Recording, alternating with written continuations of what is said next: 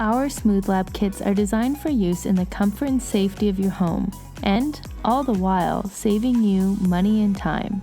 The kit includes sugar wax paste, spatulas in different sizes, strips for sugar wax removal, and detailed instructions.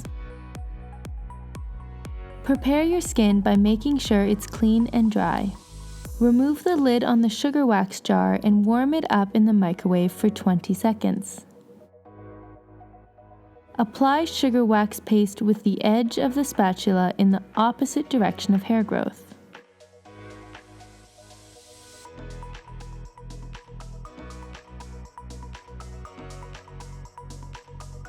Place the woolen strip and pet it 2 to 3 times in the opposite direction of hair growth. Stretch the skin in the same direction. With a quick move, rip the strip off in the direction of your hair growth. Remember, do not remove the strip in the opposite direction of hair growth or directly away from the body to avoid skin damage. When using our sugar wax paste on any part of the body, always apply in the opposite direction of hair growth and remove the strip in the direction of hair growth while stretching the skin in the same direction as you applied the sugar wax paste. The same single strip can be used multiple times.